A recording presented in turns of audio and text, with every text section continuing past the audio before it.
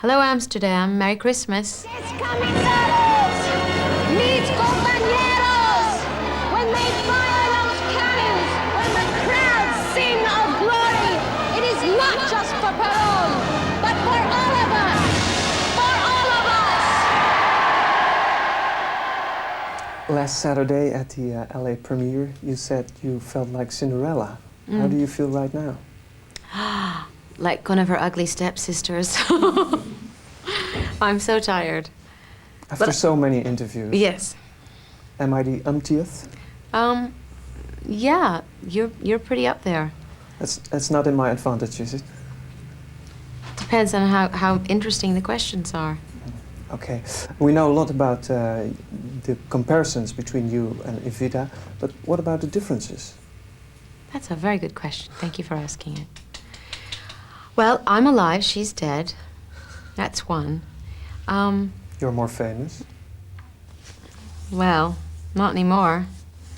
Now I think everyone knows about her. I am only a radio star with just one weekly show.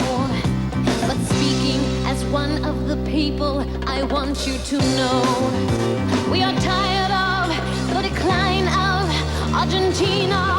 I don't think that Eva Perón saw herself as an artist. I think that I have much more freedom because I approach everything from an artistic or a creative point of view, whereas all the work she did was in the name of her husband's government. So she had much more restrictions put on her, and she did everything in the name of the Peronist regime.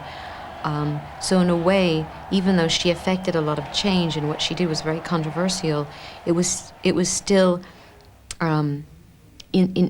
in the name of her husband. She did it for her husband. It was rather selfless to a certain extent. So we're very different in that respect. There is only one man who can lead any workers' regime.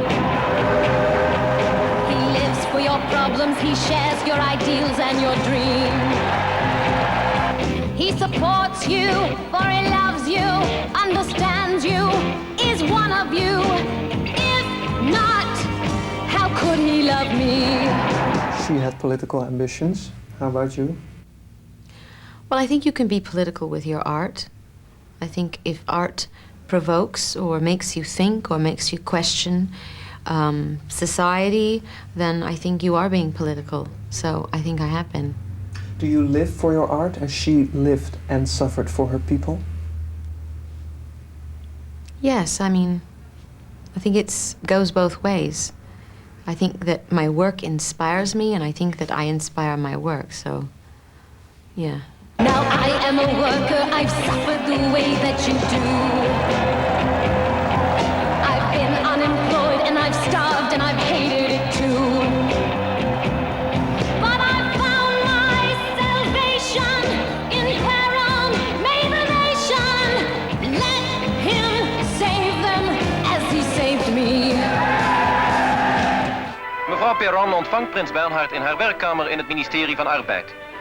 Bij het onderhoud zijn vele Argentijnse ministers en het hele gevolg van de prins tegenwoordig.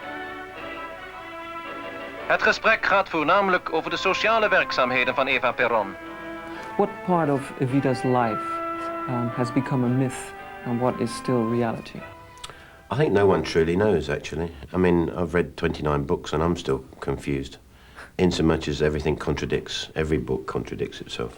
So I think that the reason to make the movie in the first place, really, or the heart of the film, is in a way that frustration of what is reality, what is the truth, what is the myth, you know.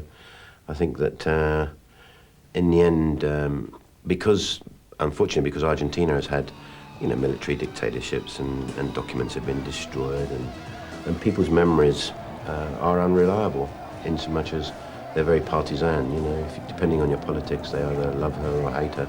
So real objective history books have never been written on her, and it's very difficult to get to the truth.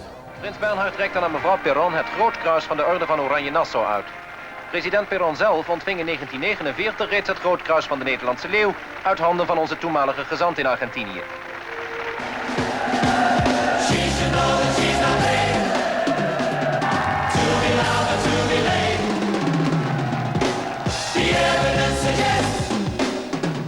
She has other interests.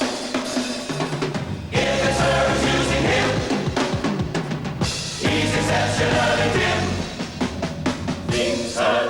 a pretty past when someone pretty lower class, graceless and vulgar, uninspired, can be accepted and admired.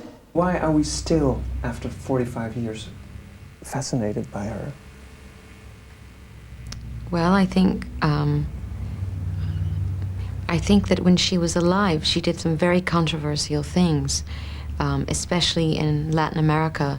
The fact that she was a woman and that she attained so much power, the fact that she gave women the right to vote, she allowed women to get divorced.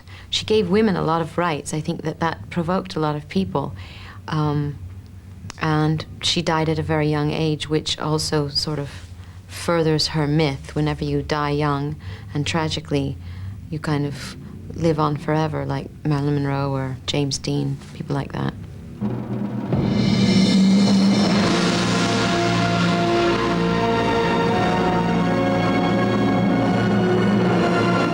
Eva Perón, de echtgenote van de Argentijnse president, is na een ziekte van enige maanden op 33-jarige leeftijd overleden. Haar stoffelijk overschot werd opgebaard in haar werkkamer op het ministerie van Arbeid en duizenden Argentijnen defileerden er langs. 30 dagen zal het land nu rouwen om de dood van een vrouw die van actrice opklom tot eerste vrouw van Argentinië. Let me simply go on as the woman who brings her people to the heart of Perón. Don't cry for me, Argentina. Some people call this movie Madonna instead of Evita. You're not afraid the focus is too much on this hype? It's hard. It's not of our making, you know. In the end, there's nothing you can do about it. I've done films where, you know, you have to beg someone to do 10 seconds on TV to talk about it. So the reason for the, you know, the interest in the film is, you know, is probably because of Madonna. And, you know, we should be grateful for that. But as I say, in the end, all the hype in the world doesn't mean a thing. All that matters is what flickers on the screen for 2 hours, you know.